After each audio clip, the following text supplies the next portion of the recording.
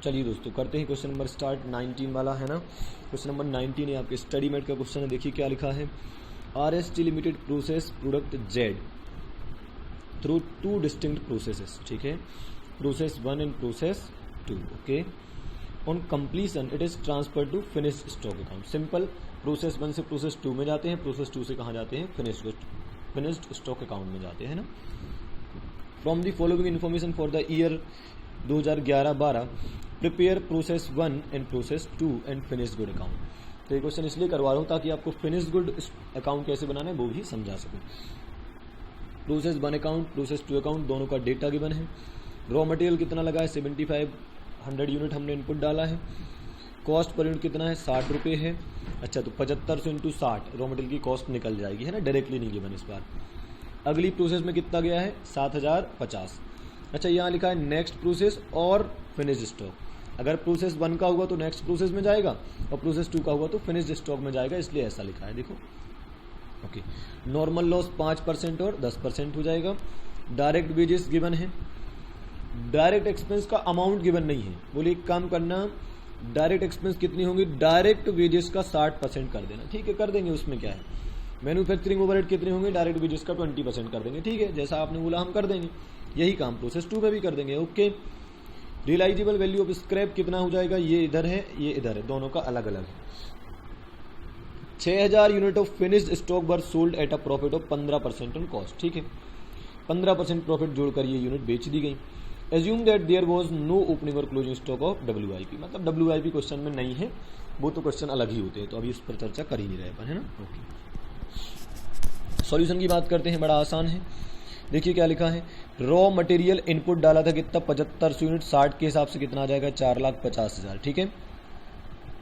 Direct wages given था, direct expense निकाल दिया था हमने, डायरेक्ट वेजेस का 60%, मैन्युफैक्चरिंग ओवरहेड डायरेक्ट वेजेस का 20% शायद गिवन था, ठीक है। तो ये तो अपन ने आसानी से निकाल दिए।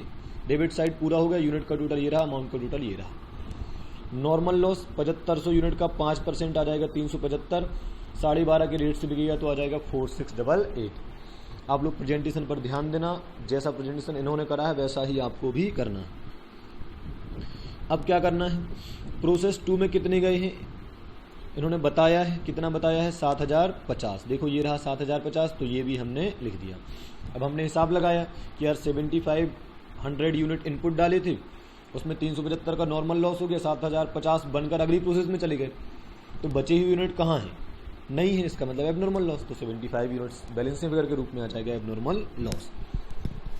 अब देखो हमेशा हम क्या करते हैं, नॉर्मल लॉस का जो स्क्रैप है उसके रेट से मल्टीप्लाई करके अमाउंट हम पहले ही लिख देते हैं, और 2 चीज़ों का वैल्यूशन हमेशा बाद में करते हैं। कौन सी 2 चीज़ों का वैल्यूशन, एक तो वो यूनिट जो अगली प्रोसेस में गए हैं, ठीक है, ये अमाउंट शायद यहाँ तक ऐसे लिखा हुआ 6,42,403 होगा, हालांकि ये अपन निकालेंगे तो अभी भूल जाओ इसको, और ये अमाउंट, ये दोनों हमें कैलकुलेट करने होते हैं। तो हकीकत में हम क्या करते हैं, हर क्वेश्चन में ही इन दोनों का कैलकुलेशन जो है वो हम अलग से करते हैं, ठीक है। और कभी कभी एबनॉर्मल गेन होता है डेबिट साइड में, तो उसका वैल्यूशन हमें करना होता है, और नॉर्मल लॉस को तो हम पहले ही निपटा देते हैं, ठीक है। अब बात करते हैं कॉस्ट पर यूनिट की, क्योंकि हमें यहाँ अमाउंट निकाल रही है, ये दोनों, ये क्वेश्चन मार्क पूरा करना है। टोटल कॉस्ट कितनी है, 6,94,350, ठीक है, ये रही 6,94,350। नॉर्मल लॉस का स्क्रैप 4688।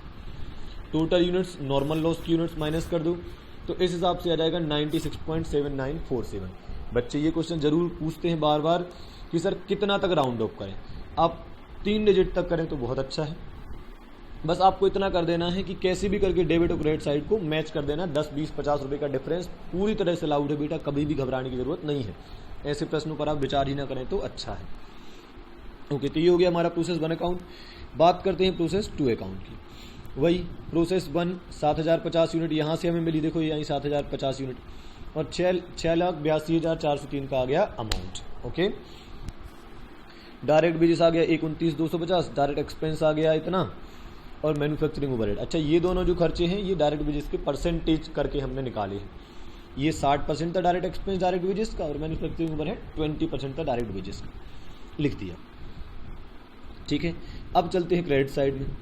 तो क्रेडिट साइड में क्या हुआ, नॉर्मल लॉस 705 कैसे निकाला, 7050 यूनिट का 10%, ठीक है, और उसको तुरंत बेच भी देते हैं। 37.5 रुपये के हिसाब से उन्होंने बोला था, तो ये बेच दिया, तो इतना काम तो हमारा हो गया। अब क्या हुआ, फिनिश्ड स्टॉक कितना आ गया है, मतलब कितनी यूनिट कंप्लीट हो गई है, 6525। तो जितनी यूनिट कंप्लीट होनी चाहिए थी उससे ज़्यादा हो गई है। कितनी ज़्यादा हो गई है, 180 यूनिट ज़्यादा बन गई है। तो जब भी एक्स्ट्रा यूनिट बनेंगी तो हम क्या करेंगे, उसे एबनॉर्मल गेन मानेंगे। आप चाहो तो चेक करके देख लेना, कैलसी पे टाइप करना 7050 7050 माइनस जब आप करेंगे 705 नॉर्मल लॉस माइनस करेंगे तो ये आएगा 6345। तो आना था कितना, 6345, आ कितना गया 6525। मतलब एक्स्ट्रा यूनिट बनी है, तो जितनी एक्स्ट्रा बनी वो क्या कहलाती है, आपकी एबनॉर्मल गेन। 180 का हो गया आपका एबनॉर्मल गेन। अब करना क्या है आपको, ये इसका और इसका वैल्यूशन करना है।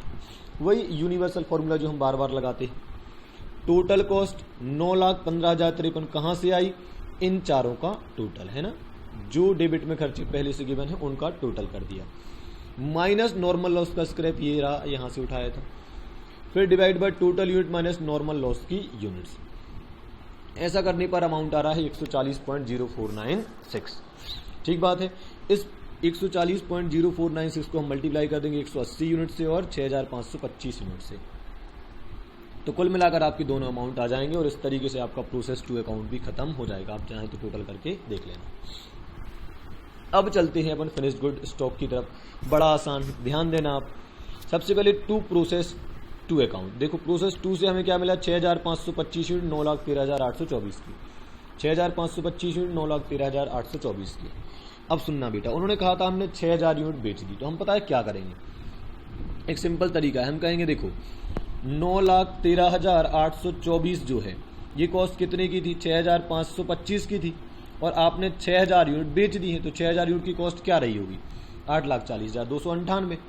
बच कितनी गई, 525 यूनिट। तो वही 9,13,824 कॉस्ट अगर 6525 यूनिट की थी तो 525 यूनिट की कॉस्ट क्या होगी, वो ये आ जाएगी। ऐसा कर दो, या फिर कॉस्ट पर यूनिट वैसे भी गिवन है, जो हमने ऊपर निकाली थी 140.4096, वो भी गिवन है। तो 6525 यूनिट वेयर हाउस में आई, इतने के अमाउंट की थी वो, उसमें से 6000 यूनिट जो कि इतने रुपए की हैं वो हमने बेच दी। तो अब गोडाउन में कितने की पड़ी है, 525 यूनिट इतने रुपए की पड़ी है। तो ये हो गया आपका फिनिश्ड स्टॉक अकाउंट, सिंपल। अब चलते इनकम स्टेटमेंट, जिसे हम P&L भी बोलते हैं, है ना, एक ही बात है दोनों अपने लिए। तो क्या क्या करेंगे, सबसे पहले डेबिट साइड में कॉस्ट ऑफ सेल, देखो ये आई कॉस्ट ऑफ सेल के नाम से।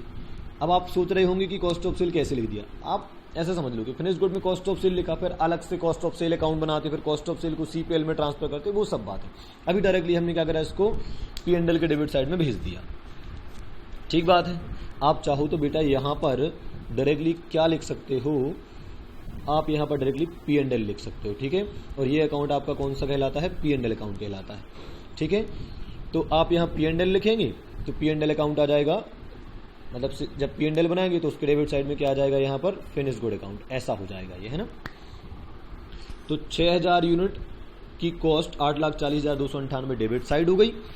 फिर इसको बेचा तो उन्होंने बोला था कि 15% प्रॉफिट पर बेचना है, तो कॉस्ट ये रही 115% से मल्टीप्लाई कर दो या प्लस 15% कर दो, तो ये आ जाएगा 9,66,343।